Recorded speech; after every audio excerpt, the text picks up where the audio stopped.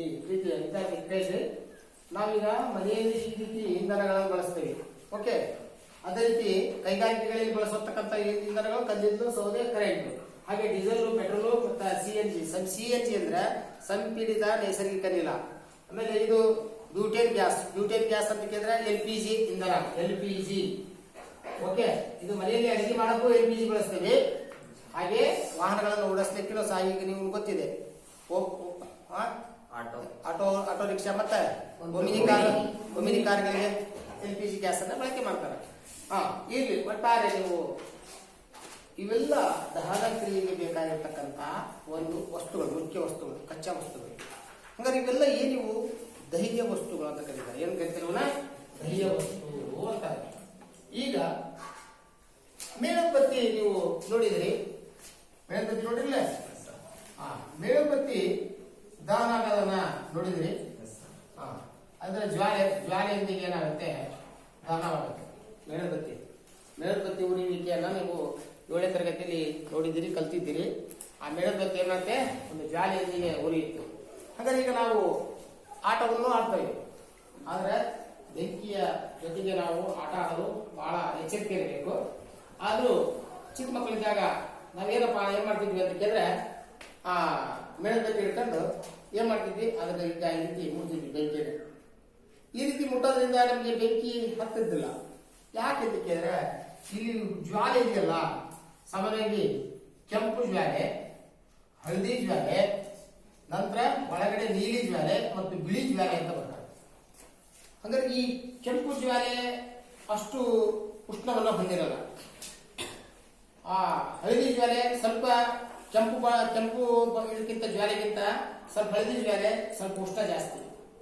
ಹಳದಿ ಜ್ವಾಲೆಗಿಂತ ಉಷ್ಣ ಜಾಸ್ತಿ ಇರೋದು ಯಾವಂದ್ರೆ ನೀಲಿ ಜ್ವಾಲೆ. ಆ ನೀಲಿ ಜ್ವಾಲೆಗಿಂತ ಅತಿ ಹೆಚ್ಚು ಉಷ್ಣವನ್ನು ಹೊಂದಿರೋದಂದ್ರೆ ಒಳಗಡೆ ಆ ಜ್ವಾಲೆ ಬಿಳಿ ಜ್ವಾಲೆ. ಹೀಗೆ ಒಟ್ಟಾರೆ ಒಂದು ಮೇಣಬತ್ತಿ ಜ್ವಾಲೆಯೊಂದಿಗೆ ಏನಾಗುತ್ತೆ, ಉರಿಯುತ್ತದೆ. ಹಾಗಾಗಿ ಗೊತ್ತಲ್ಲ. ಈಗ ನೋಡೋಣ, ಈತಲು ಉರಿಯೋದನ್ನ ನೋಡಿದಿರಿ, ಅದೇ ರೀತಿ ಮೇಣಬತ್ತಿ ಉರಿಯೋದನ್ನ ನೋಡಿದಿರಿ. ಅದೇ ರೀತಿ ಈಗ ನೀವು 7ನೇ ತರಗತಿ ಒಳಗ ಮ್ಯಾಗ್ನೇಷಿಯಂ ತಂತಿ 7ನೇ ಕ್ಲಾಸ್ ಸಿಕ್ಕಿತ್ತು ಪಾಠ. ಮ್ಯಾಗ್ನೇಷಿಯಂ ತಂತಿ ದಹನ ಆದಾಗ ಉರಿಬೇಕಾದ್ರೆ ಇದನ್ನ ಕೈ ಹಿಡಿಯಂಗಿಲ್ಲ. ಮ್ಯಾಗ್ನೇಷಿಯಂ ತಂತಿನ ಕಿಕ್ಕಲ್ ಸಹಾಯದಿಂದ ಹಿಡಿದು ಅದನ್ನು ಆಕ್ಸಿಜನ್ ಇದ್ರೊಳಗೆ ಉರಿಸಿದ್ರೆ ಅದನ್ನು ಉರಿದು ಏನಾಗತ್ತೆ, ಬೂದಿ ಆಗತ್ತೆ. ಆ ಉರಿದು ಬೂದಿ ಆಗತ್ತೆ. ಅವಾಗ ಈ ಮ್ಯಾಗ್ನೇಷಿಯಂ ತಂತಿ ಏನ್ ಮಾಡುತ್ತೆ, ಬೆಳಕು ಮತ್ತು ಶಾಖವನ್ನು ಕೊಡುತ್ತೆ. ಏನ ಉರಿದಾಗ ಬೆಳಕು ಜೊತೆಗೇನ ಶಾಖ.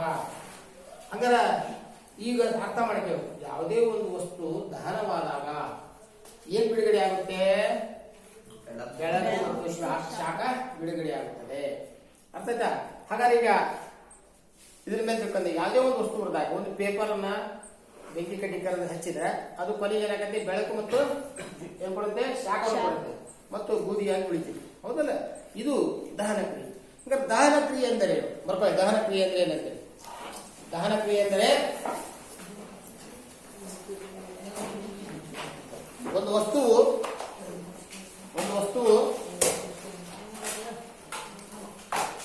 ಬೇಗ ಬರ್ತವೆ. ದಹನ ಕ್ರಿಯೆ ಎಂದರೆ ಏನು? ಒಂದು ವಸ್ತುವು ಆಕ್ಸಿಜನ್ ನೊಂದಿಗೆ ವರ್ತಿಸಿ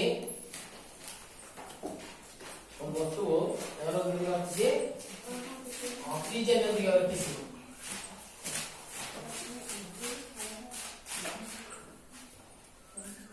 ಒಂದು ವಸ್ತು ಬರ್ತಿದೆ.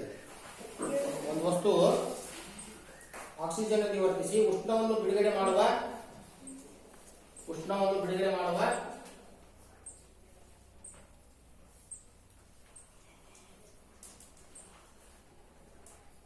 ಒಂದು ವಸ್ತು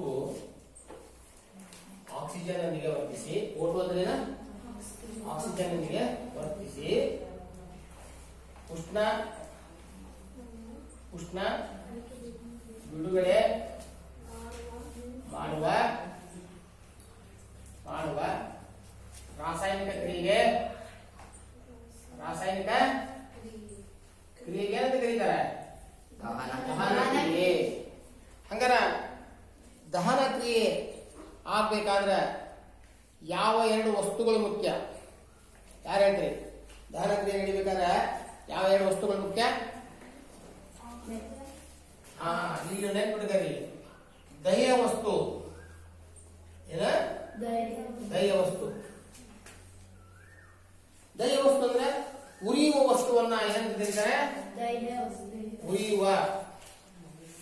ಉರಿಯುವ ವಸ್ತುವನ್ನು ಏನಂತ ಕರೀತಾರೆ? ದಹ್ಯ ವಸ್ತು ಅಂತ. ಇನ್ನೇನು ಏನು ಅಂದ್ರೆ ಉರಿಯಲು ಸಹಾಯ ಮಾಡುವ ವಸ್ತುವನ್ನ ದಹನಾನು ಕೂಲಿ. ನೋಡ್ರಿ, ಉರಿಯುವ ವಸ್ತು ಇರಬೇಕು, ಏನ್ ಬೇಕು? ಇನ್ನೊಂದು ಉರಿಯಲು ಸಹಾಯ ಮಾಡುವ ವಸ್ತು. ಒಂದು ವಸ್ತು ಉರಿಬೇಕಾದ್ರೆ ಸಹಾಯ ಮಾಡುವ ವಸ್ತು ಯಾವುದು? ಉರಿಯಲು ಸಹಾಯ ಮಾಡುವ ವಸ್ತು. ಸಹಾಯ ಮಾಡುವ ವಸ್ತುವನ್ನು ಏನಂತ ಕರೀತಾರೆ? ದಹನಾನುಕೂಲಿ ಅಂತ. ಉರಿಯುವ ವಸ್ತು ಯಾವ್ದಪ್ಪ ಅಂತ ಕೇಳಿದ್ರೆ ಕಟ್ಟಿಗೆ, ಸೌದೆ. ಹೌದಾ? ಇದ್ದಿಲು, ಕಲ್ಲಿದ್ದಿಲು. ಹೌದಾ? Gas, cylinder gas. ಓಕೆ, ಯಾವುದೇ ಪೇಪರ್ ಇರ್ಬೋದು. ಹೌದಾ? ಉರಿಯುವಂತ ವಸ್ತುಗಳು. ಹಾಗಾದ್ರೆ ಉರಿಯಲು ಸಹಾಯ ಮಾಡುವಂತ ವಸ್ತು ಯಾವುದು ಅಂತ ಕೇಳಿದ್ರೆ ಆಮ್ಲಜನಕ, ದಹನಾನುಕೂಲಿ ಆಮ್ಲಜನಕ. ಹಾಗಾದ್ರೆ ಈಗ ದಹನ ಕ್ರಿಯೆ ಅಂದ್ರೇನು? ದಹ್ಯ ವಸ್ತು ಪ್ಲಸ್ ದಹನಾನುಕೂಲಿ ಈಸ್ ಈಕ್ವಲ್ ಟು ದಹನ ಕ್ರಿಯೆ. ಮಾತಾಡಬಾರ್ದು, ಈ ಕಡೆ ಹೆಸರು ಕೊಡಿ. ಈಗ ನೋಡ್ರಿ, ಒಂದು ವಸ್ತು ಒಂದು ದಹನ ಕ್ರಿಯೆ ನಡೀಬೇಕಾದ್ರೆ ಏನ್ ಬೇಕು? ದಹ್ಯ ವಸ್ತು ಬೇಕು, ಜೊತೆಗೆ ಏನ್ ಬೇಕು? ದಹನಾನುಕೂಲಿ ಬೇಕು. ಅವಾಗ ನಡೆಯುವಂತ ಕ್ರಿಯೆ ಅದು ದಹನ ಕ್ರಿಯೆ. ಹಾಗಾದ್ರೆ ಈಗ ಮಕ್ಕಳಿಗೆ ಕೇಳ್ರಿ, ದಹನ ಕ್ರಿಯೆ ಎಂದರೇನು ಅಂತ ಕೇಳಿದ್ರೆ ಯಾರು ಹೇಳ್ತೀರಿ? ಒಬ್ರು ನೀರು. ಒಂದು ವಸ್ತುವು ಆಕ್ಸಿಜನ್ ವರ್ಧಿಸಿ ಉಷ್ಣವನ್ನು ಬಿಡುಗಡೆ ಮಾಡುವ ರಾಸಾಯನಿಕ ಕ್ರಿಯೆಗೆ ದಹನ ಕ್ರಿಯೆ ಎನ್ನುವರು. ಈಗ ಇಲ್ಲಿ ಆಯ್ತು. ಈಗ ದಹನ ಕ್ರಿಯೆ ಎನ್ನುತ್ತಾರೆ. ಹಂಗಾದ್ರೆ ದಹನ ಕ್ರಿಯೆಯಲ್ಲಿ ಎರಡು ಮುಖ್ಯವಾದ ವಸ್ತುಗಳು ಯಾವಬೇಕು? ದಹ್ಯ ವಸ್ತು, ದಹನಾನುಕೂಲಿ. ದಹನ ಕ್ರಿಯೆ ನಡಿಬೇಕಾದ್ರೆ ಎರಡು ಮುಖ್ಯವಾದ ವಸ್ತುಗಳು ಬೇಕು. ಹಾಗಾದ್ರೆ ಈಗ ಉಷ್ಣ ಬಿಡುಗಡೆ ಆಗುತ್ತೆ ಅಂತ ಹೇಳಿದ್ವಿ ನಾವು. ಬಿಡುಗಡೆ ಆಗೋ ಒಂದು ರಾಸಾಯನಿಕ ಕ್ರಿಯೆ. ದಹನ ಕ್ರಿಯೆ ಅನ್ನೋದು ಒಂದು ರಾಸಾಯನಿಕ ಕ್ರಿಯೆ. ಈಗ ಜ್ವಾಲೆ ರೂಪದಲ್ಲಿ ಬೆಂಕಿ ಹಚ್ಚುತ್ತದೆ. ಈಗ ಹೌದಾ? ಒಂದು ಪೇಪರ್ಗೆ ಬೆಂಕಿ ಹಚ್ಚಿದ್ರೆ ಅದೇನಾಗುತ್ತೆ? ಜ್ವಾಲೆ ರೂಪದಲ್ಲಿ ಏನಾಗುತ್ತೆ? ಉರಿಯುತ್ತೆ. ಓಕೆ, ಹಂಗಾರೆ ಈಗ ನಮ್ಮ ದೇಹದಲ್ಲಿ ಆಹಾರ ಜೀರ್ಣ ಆಗೋದು, ಅದೊಂದು ದಹನ ಕ್ರಿಯೆ. ನಮ್ಮ ದೇಹದಲ್ಲಿ ಆಹಾರ ಜೀರ್ಣ ಆಗೋದು ಒಂದು ದಹನ ಕ್ರಿಯೆ. ಹಾಗಾದ್ರೆ ಆಹಾರ ಅಂದ್ರೆ ಏನು? ಅದೊಂದು ನಮಗೆ ಇಂಧನ. ನಮ್ಮ ದೇಹದಲ್ಲಿ ಆಹಾರ ಜೀರ್ಣ ಆಗೋದು, ಆಹಾರ ಒಂದು ನಮ್ಮ ದೇಹಕ್ಕೆ ಬೇಕಾಗಿರುವಂತ ಒಂದು ಇಂಧನ. ನೆನ್ಪಿಡಿಗರಿ, ಆಹಾರ ಒಂದು ಇಂಧನ. ನಮ್ಮ ದೇಹದಲ್ಲಿ ಆಹಾರ ಜೀರ್ಣ ಆದಾಗ ಅದರಿಂದ ಶಕ್ತಿ ಬಿಡುಗಡೆ ಆಗುತ್ತೆ, ಉಷ್ಣವೂ ಸಹ ಬಿಡುಗಡೆ ಆಗುತ್ತೆ. ಹಾಗಾಗಿ ಆಹಾರವು ಒಂದು ಇಂಧನ ಎಂದು ಪರಿಗಣಿಸಲಾಗಿದೆ. ಓಕೆ, ಅರ್ಥ ಆಯ್ತಾ? ಆಹಾರ ಒಂದು ಇಂಧನವಾಗಿದೆ. ಈಗ ನೆಕ್ಸ್ಟ್ ಇಲ್ಲಿ ನೋಡೋಣ. ನಿಮಗೆ ಗೊತ್ತಿದ್ದ ಹಾಗೆ ದಹ್ಯ ವಸ್ತು ಮತ್ತು ಅದಹ್ಯ ವಸ್ತುಗಳು ಯಾವುವು ಎಂಬುದನ್ನು ನೀವು ಕೆಲವರು ಹೇಳಿ ನೋಡೋಣ. ದಹ್ಯ ವಸ್ತು ಯಾವುದು, ಅದಹ್ಯ ವಸ್ತು ಯಾವುದು? ಈಗ ಗೊತ್ತಿಲ್ಲ ಅಲ್ಸ್ಯಾ ಬರ್ಕೊಂಡ್ರಿ?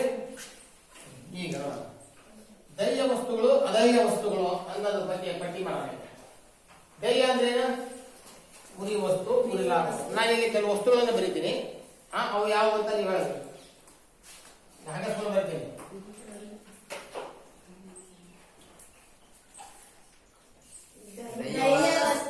ಏನ್ ಹೇಳ್ಬೇಡಿ ನೀವು. ಈಗ ಆಮೇಲೆ ಹೇಳ್ತೀವಿ.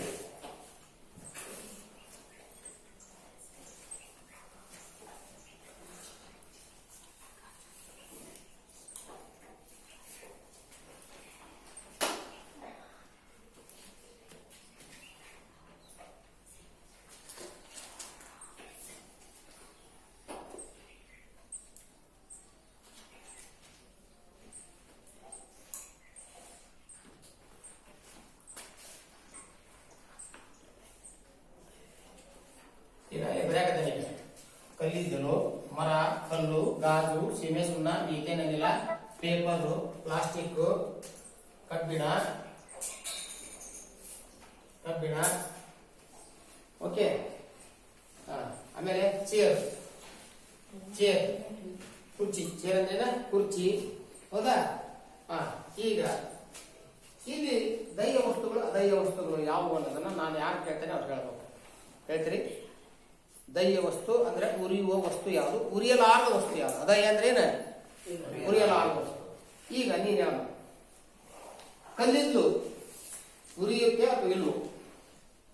ಉರಿಯುವ ವಸ್ತು ಹೌದಲ್ವೋ? ಹೇಳ ನನಗೆ. ಕಲ್ಲಿದ್ದು ಉರಿಯಲ್ಲ, ತಪ್ಪು. ಹೇಳಪ್ಪ ನೀನು. ಕಲ್ಲಿದ್ದು ಉರಿಯುತ್ತೆ. ಈ ಕಲ್ಲಿದ್ದನ್ನು ಎಲ್ಲಿ ಬಳಸ್ತಾರ? ಕಲ್ಲಿದ್ದನ್ನು ಎದಕ್ಕೆ ಬಳಸ್ತಾರ? ಕೈಗಾರಿಕೆಗಳಲ್ಲಿ, ರೈಲು ಓಡಿಸ್ಲಿಕ್ಕೆ, ಹೌದಲ್ಲ? ಇಟ್ಗಿ ಸುಡ್ಲಿಕ್ಕೆ, ಇಟ್ಗಿ ನೋಡ್ರಿ, ಇಟ್ಗಿ ಮನೆ ಕಟ್ಟಲಿಕ್ಕೆ ಇಟ್ಗಿ ಬಳಸ್ತಾರಲ್ಲ, ಅದು ಸುಡ್ಲಿಕ್ಕೆ ಕಲ್ಲಿದ್ದನ್ನು ಬಳಸ್ತಾರ. ಹಾಗಾದ್ರೆ ಉರಿಯೋ ವಸ್ತು ಹೌದಲ್ಲ? ಹಂಗಾದ್ರೆ ಇದು ದೈವ ವಸ್ತು. ದೈವ ವಸ್ತು ಅನ್ನೋದು ಕರೆಕ್ಟ್ ಹಾಕ್ಬೇಕು. ಈಗ ಮರ ಉರಿಯುತ್ತದೆ, ಓಕೆ. ಕಲ್ಲು ಅದಯ್ಯ ವಸ್ತು, ಅದಯ್ಯ. ಅದಕ್ಕೆ ಕತ್ತಿ ಮಾಡ್ತಾರೆ. ಗಾಜು ಉರಿಯಲ್ಲ. ಸೀಮೆ ಸುಣ್ಣ, ಸೀಮೆ ಸುಣ್ಣ, ಸೀಮೆ ಎಣ್ಣೆ ಅಲ್ಲ, ಸೀಮೆ ಎಣ್ಣೆ ಉರಿಯುತ್ತದೆ. ನಾಲ್ಕನೇ ಸೀಮೆ ಸುಣ್ಣ, ಚಾಕ್ಪೀಸ್. ಈಗೇನಿಲ್ಲ, ಉರಿಯುತ್ತದೆ. ಪೇಪರ್ ಉರಿಯುತ್ತದೆ. ಪ್ಲಾಸ್ಟಿಕ್ ಉರಿಯುತ್ತದೆ. ಕಬ್ಬಿಣ, ಚೇರ್ ಪ್ಲಾಸ್ಟಿಕ್ ಚೇರ್. ಹೇಗೆ ಚೇರ್ ಅಂದ್ರೆ ಕಬ್ಬಿಣ ಚೇರು, ಪ್ಲಾಸ್ಟಿಕ್ ಚೇರ್ ಅಂತ ಬರ್ತದೆ. ಕಬ್ಬಿಣ ಚೇರು ಕಬ್ಬಿಣದಾದ್ರೆ ಉರಿಯಲ್ಲ, ಪ್ಲಾಸ್ಟಿಕ್ ಚೇರ್ ಆದ್ರೆ ಉರಿಯುತ್ತೆ. ಚೇರ್ ಕಬ್ಬಿಣದಾದ್ರೆ ಇಲ್ಲ.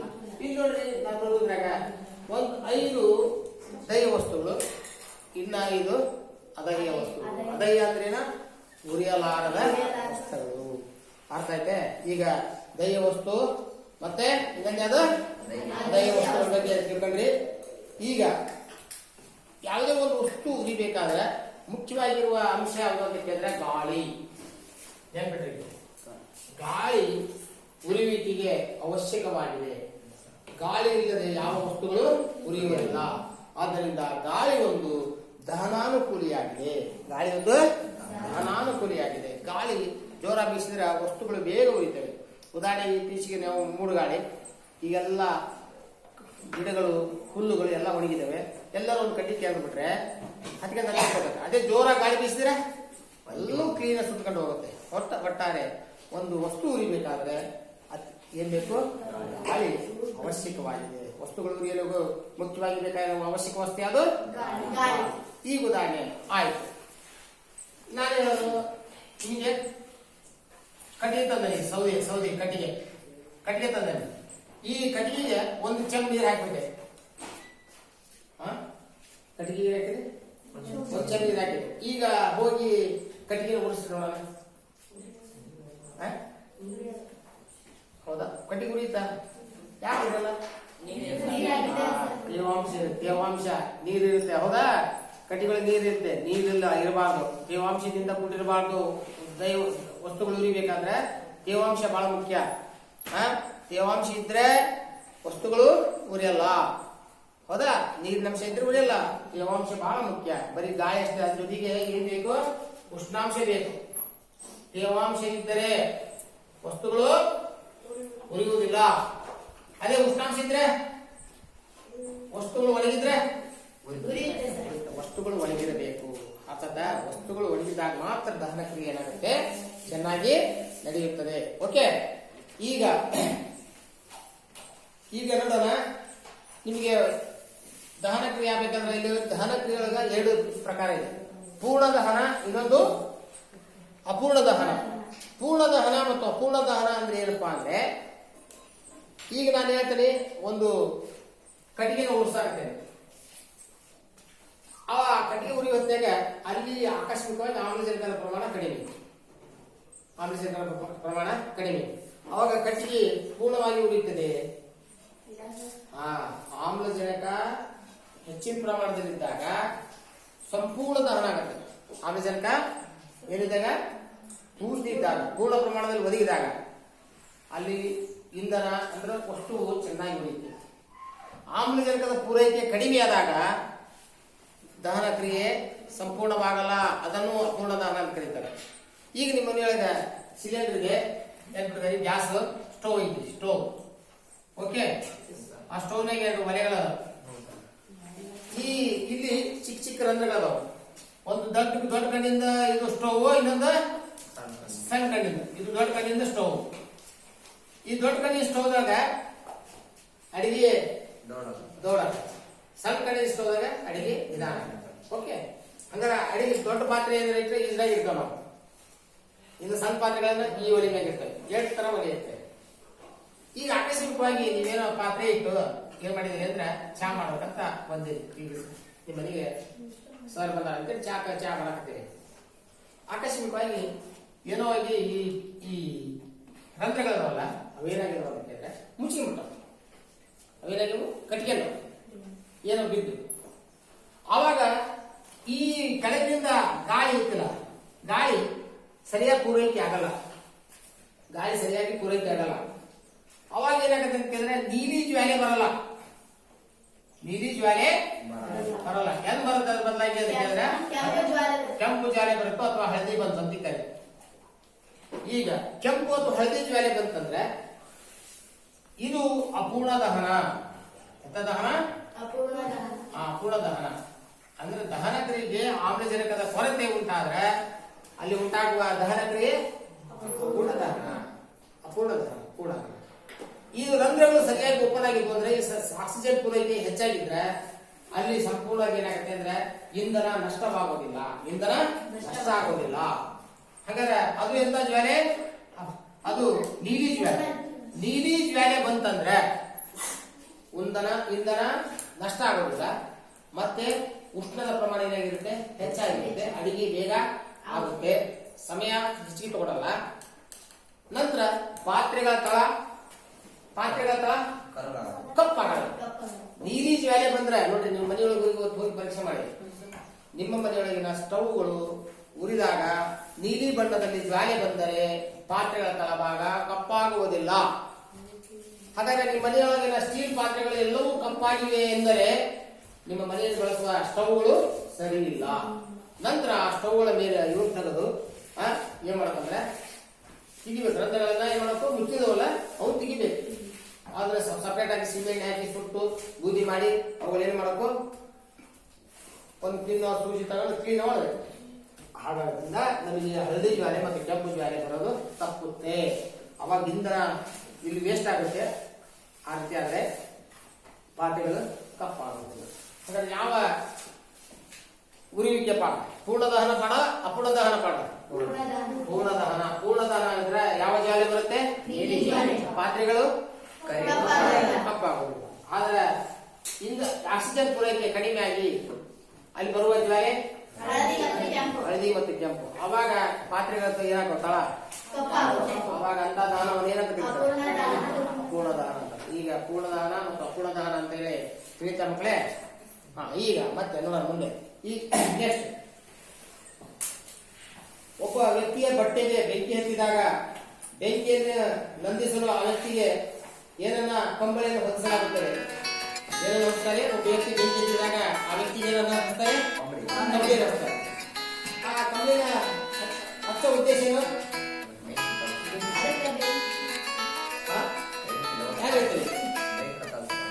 ಇಲ್ಲ, ಅವಾಗ ಹೇಳ್ತಿರ್ತಾರೆ. ಯಾಕಂತ ಹೇಳಿದ್ರೆ ಕಂಬಳಿ ಏನ್ ಮಾಡುತ್ತೆ ಅಂದ್ರೆ ಮುಚ್ಚಿದ ತಕ್ಷಣ ಆಕ್ಸಿಜನ್ ಏನ್ ಮಾಡುತ್ತೆ? ಕಟ್ ಮಾಡುತ್ತೆ.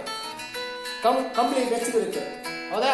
ಅದೇ ಮಾಡುತ್ತೆ, ಆಕ್ಸಿಜನ್ ಕಟ್ ಮಾಡುತ್ತೆ. ಅವಾಗ ಬೆಂಕಿ ಬಟ್ಟೆ ಹತ್ತಿದ್ದ ಆರುತ್ತೆ.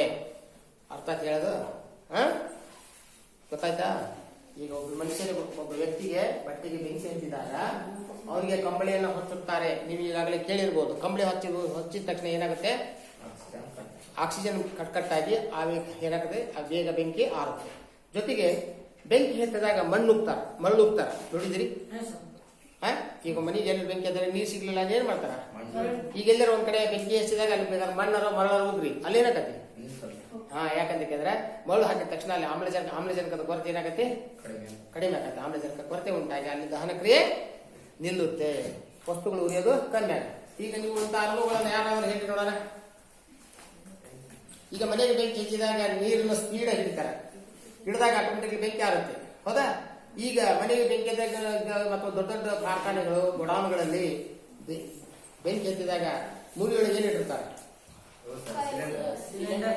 ಸೋಡಾ ಆಸಿಡ್ ಮಾದರಿ ಒಂದು ಸಿಲಿಂಡರ್ ಇರ್ತದೆ. ಅದಕ್ಕೆ ಏನ್ ಮಾಡಿರ್ತಾರೆ ಅಂದ್ರೆ ಆಸಿಡ್ ಅನ್ನು ಹಾಕಿರ್ತಾರೆ, ಸೋಡಾ ಆಸಿಡ್ ಅನ್ನು. ಅದೇನಾಗ್ತದೆ, ಒಂದು ಬಟನ್ ಆಫ್ ಮಾಡಿದ ತಕ್ಷಣ ಏನಕತಿ ಗ್ಯಾಸ್ ಎಲ್ಲ ಇದಾಗಿ ಬೆಂಕಿನ ಆರಿಸುತ್ತೆ. ಬೆಂಕಿಯನ್ನು ಆರಿಸುವ ಯಂತ್ರ ನೋಡಿದ್ರಿ, ಅಲ್ಲಿ ಬರೆಸ್ತಾರ ಬೆಂಕಿಯನ್ನು ಆರಿಸುವ ಯಂತ್ರ. ಓಕೆ, ಈಗ ನಮ್ಮ ಬಿಸಿ ಊಟದವ್ರ ಪ್ರತಿಯೊಂದು ರೂಮ್ನೊಳಗೆ ಬೆಂಕಿ ಆರಿಸುವ ಯಂತ್ರಗಳು ಇರ್ತವೆ. ಯಾಕಂತ ಕೇಳಿದ್ರೆ ಮುಂದೆ ಮಕ್ಕಳು ಇರ್ತಾರೆ 106 ಅಂತ ಹೇಳಿ ಅಲ್ಲೊಂದು ಮೂಲೆಯಾಗಿ ಏನ್ ಮಾಡಿರ್ತಾರೆ, ಬೆಂಕಿ ಆರಿಸುವ ಯಂತ್ರವನ್ನ ಅಳವಡಿಸಿರ್ತಾರೆ. ಓಕೆ, ಮತ್ತೆ ನಿಮ್ಮ ಅನುಭವಗಳನ್ನು ಹಂಚಿಕೊಳ್ಳಿ, ಯಾರ ಹೇಳಿ.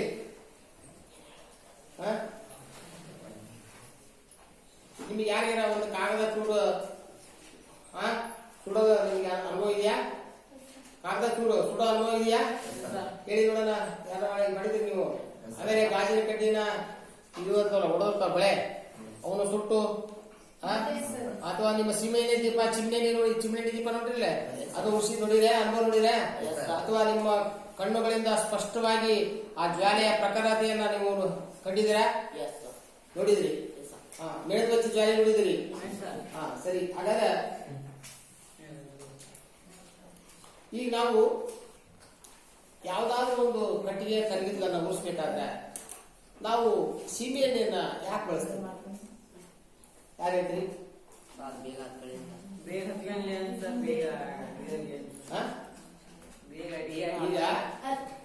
ಈಗ ನಾವು ಮರ ಕಟ್ಟಿಗೆ ಅಥವಾ ಇದು ಕಲ್ಲಿದ್ದನ್ನ ಉಳಿಸ್ಬೇಕಾದ್ರೆ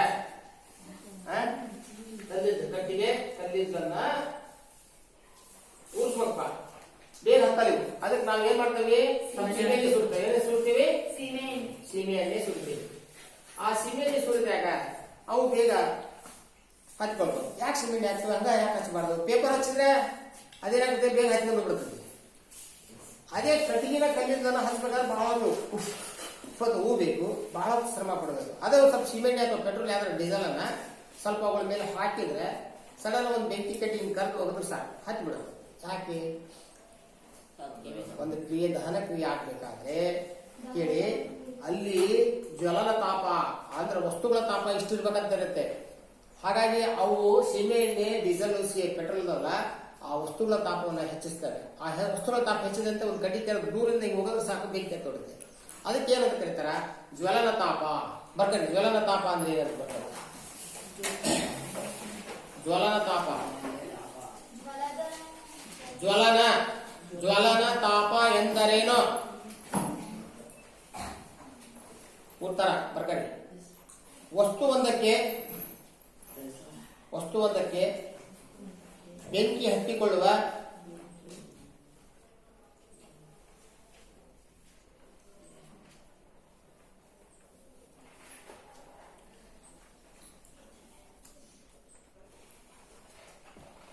ಏನ್ ಬರದ್ರಿ? ವಸ್ತುವೊಂದಕ್ಕೆ ಬೆಂಕಿ ಹತ್ತಿಕೊಳ್ಳುವ ಕನಿಷ್ಠ ತಾಪವನ್ನು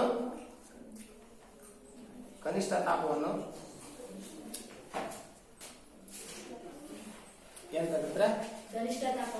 ಜ್ವಲನ ತಾಪ. ಯಾವುದೇ ಒಂದು ವಸ್ತುವಿನ ಜ್ವಲನ ತಾಪ ಇಷ್ಟೇ ಇರ್ಬೇಕಂತ ಇದೆ. ಅಷ್ಟಿದ್ದಾಗ ಅವು ಏನಾಗ್ತವೆ? ಉರಿತವೆ, ದಹನವಾಗುತ್ತವೆ. ಉರಿತೀವಿ ಅಂದ್ರೆ ದಹನವಾಗುತ್ತವೆ. ಓಕೆ, ಜ್ವಲನ ತಾಪ ಅಂದ್ರೆ ಭೂಮಿಕ ವಸ್ತುವೊಂದಕ್ಕೆ ಬೆಂಕಿ ಹತ್ತಿಕೊಳ್ಳುವ ಕನಿಷ್ಠ ತಾಪವನ್ನು ಜ್ವಲನ ತಾಪ ಎನ್ನುವರು. S, very good. ಜ್ವಲನ ತಾಪ ಎನ್ನುತ್ತಾರೆ. ಈಗ ನೀವು ಹೇಳಿದ್ರೆ ಒಂದು ಬೆಂಕಿ ಪಟ್ಟ ಅಂದ್ರೆ ಬೆಂಕಿ ಕಡ್ಡಿ ಹೊರತಿದೆ. ಈ ಕೊಠಡಿಯ ತಾಪದಲ್ಲಿ ಬೆಂಕಿ ಕಡ್ಡಿ ಹತ್ತುತ್ತದೆಯೇ? ಇಲ್ಲ, ಹತ್ತೀಗ ಬೆಂಕಿ ಪಟ್ಟದ್ರೆ ಬೆಂಕಿ ಕಡ್ಡಿನ ನಾವು ಬೆಂಕಿ ಪಟ್ಟದ್ರೆ ಹೊರತಿಗೆ ಕಡ್ಡಿ ಇಡೋಣ. ಈಗ ಬೆಂಕಿ ಹತ್ತುತ್ತಾ? ಆದ್ರ ಬೆಂಕಿ ಕಡ್ಡಿಯ ಪಕ್ಕದಾಗ ಒಂದು ಇದು ಇರುತ್ತೆ, ಮಂಕು ರಂಜಕ. ಅದನ್ನೀಗ ಬೆಂಕಿ ಕಡ್ಡಿಯನ್ನು ಗೆಲ್ದಾಗ, ಘರ್ಷಣೆ ಮಾಡಿದಾಗ ಅವಾಗ ಏನಾಗುತ್ತೆ? ಬೆಂಕಿ ಹತ್ತುತ್ತೆ. ಹಾಗಾದ್ರೆ ಆ ರೀತಿ ಆಗ್ತಕ್ಕಂಥ ಕಾರಣ ಏನಂದ್ರೆ ಜ್ವಲನ ತಾಪ. ಗೊತ್ತ? ಅದು ಎಲ್ಲ ಶಾಲೆಗಳು ಕಿರಣಗಳು ಒಂದ್ ಕಡೆ ಕೇಂದ್ರ ಆಗ್ತಾವ. ಹಾಗಾಗಿ ಅವಾಗ ಅವು ಏನಾಗ್ತವೆ? ವಸ್ತು ಉರಿಯುತ್ತೆ.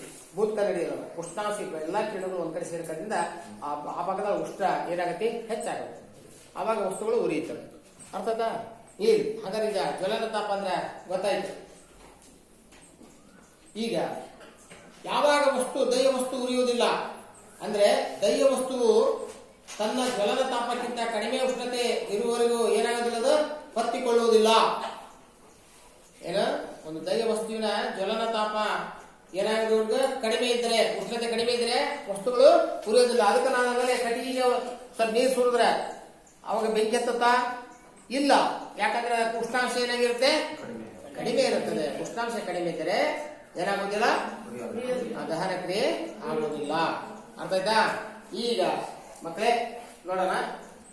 ಈಗ ಇಲ್ಲಿವರೆಗೂ ನಾವೀಗ ದಹನ ಕ್ರಿಯೆ ಬಗ್ಗೆ ನಾವು ಅಧ್ಯಯನ ಮಾಡಿದ್ವಿ.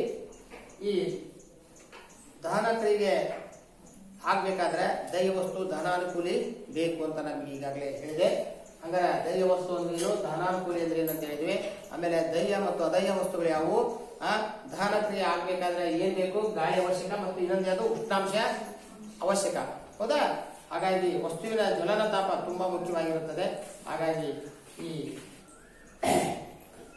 ದಹನ ಕ್ರಿಯೆ ಮತ್ತು ಜ್ವಾಲೆಯ ಮುಂದಿನ ವಿಷಯದ ಬಗ್ಗೆ ಮುಂದಿನ ತರಗತಿಯಲ್ಲಿ ಏನ್ ಮಾಡೋಣ, ಅಭ್ಯಾಸ ಮಾಡೋಣ. ನಮಸ್ಕಾರ.